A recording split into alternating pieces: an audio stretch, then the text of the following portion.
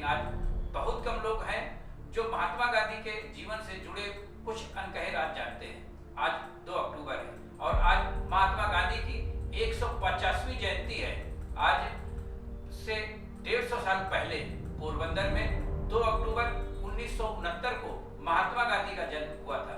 आज आप और हम इस खुली हवा में जो आजादी से सांस ले पा रहे हैं, उसमें बापू का बहुत बड़ा योगदान है। बिना हथियार, बिना हिंसा के दुश्मन के मंसूबों को कैसे नाकामयाब किया जाता है, ये गांधी जी से बेहतर कोई नहीं जानता। हमें बापू से ये सीख लेनी चाहिए कि परिस्थिति चाहे कैसी भी हो, सत्य का मार्ग नहीं छोड़ना चाहिए। उन्होंने पूरे देश को बताया कि हर लड़ाई खून खराबे से नहीं होती, लड़ाई अहिंसा का रास्ता अपनाकर भी लड़ी जा सकती है और जीती भी जा सकती है, चाहे वो देश को आजाद करवाने की लड़ाई हो या अन्य कोई। महात्मा गांधी को विश्व पटल पर सत्य अहिंसा के प्रतीक के तौर पर जाना जाता है। उनकी 150वीं जयंती पर आइए उनके जीवन से जुड़ी हुई कुछ ऐसी बातें आपके सामने रखते हैं जो शायद आपने कभी नहीं सुनी होगी। गांधी जिस तरह अहिंसा के सिद्धांत से समझौता नहीं करते थे, उसी तरह उन्हें आज़ादी के साथ देश का बंटवारा गवारा नहीं था। 1946-47 में जब उन्हें पता चला कि उनके चुने प्रतिनिधि विभाजन की शर्त पर भी बदलाव के लिए तैयार हैं, तो उन्होंने खुद को इससे अलग करके अपना समय जातीय हिंसा में उजड़ चुके पूर्वी भारत के आम लोगों के बीच बिताने का फैसला लिया। कुछ लोग मानते हैं कि गांधी उस समय आंदोलन कर सकते थे, पर सच ये है कि अब्दुल गफ्फार खान को छोड़कर उस समय कांग्रेस के हर एक महत्वपूर्ण नेता ने विभाजन को भाग्य मानकर स्वीकार कर लिया था।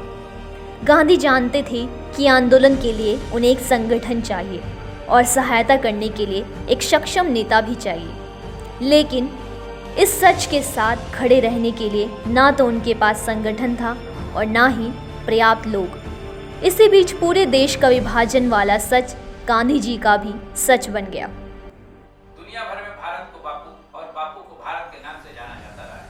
सत्य और अहिंसा के जो महान आदर्श उन्होंने स्थापित किए हैं, उनकी आज भी जरूरत बनी हुई है। उनके द्वारा अपनाई गई नीति, चाहे वो भाषा नीति हो, सर्वधर्म संभव हो, ग्राम स्वराज हो, नर नारी समानता हो या दलितों और गैर दलितों का फासला खत्म करना हो, उनकी हर नीति आज देश के सामाजिक विकास में उपयोग आ रही है। कुछ जानकार ये भी कहते हैं कि गांधी और सुभाष चंद्र बोस के वैचारिक संबंध अच्छे नहीं थे, लेकिन ऐसी बात नहीं है।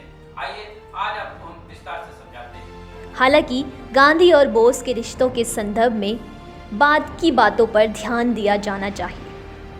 आज़ाद हिंद फौज का गठन करते वक्त बोस ने स्वतंत्रता संग्राम में गांधी के योगदान को याद करते हुए उन्हें राष्ट्रपिता कहा था और अपनी आज़ाद हिंद फौज की एक रेजिमेंट का नाम गांधी ब्रिगेड रखा था। गांधी ने भी बोस को महान देशभक्त माना था और उन्हें अपना खोया हुआ बेटा बताया था। बोस और गांधी के रिश्तों पर भले ही गांधी जी ने हमेशा से ही आलोचनाओं का सामना किया हो, लेकिन बोस खुद गांधी जी की देशभक्ति के कायल थे। बंगाली लोगों की विरोधाभासी भावना के बीच एक तथ्य ये भी है कि गांधी जी के जीवन में सुनहरे वक्त का अधिकांश हिस्सा बंगाल में ही बीता। 1947 में गांधी के प्रतिनिधि ब्रिटिश सरकार से आज़ादी के मुद्दे पर बातचीत में व्यस्त थे।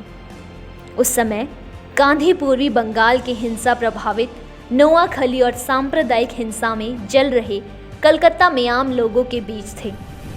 वो उनके जख्मों पर मरहम लगाकर सामुदायिक सद्भावना कायम करने में जुटे थे।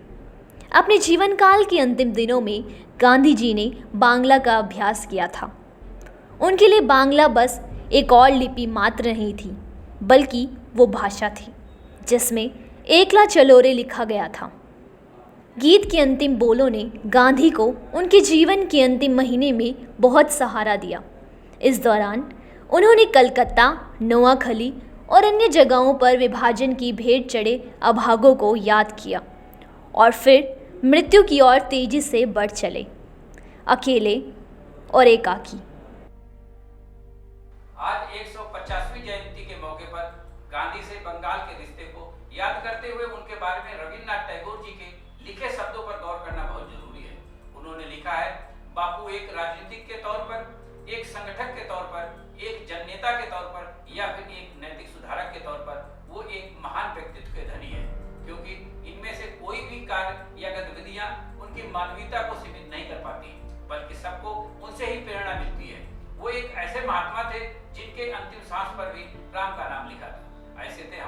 राष्ट्रपिता और हम सबके बापू। फिलहाल देश और दुनिया की तमाम खबरों के लिए आप देखते रहिए आधुनिक टाइम्स।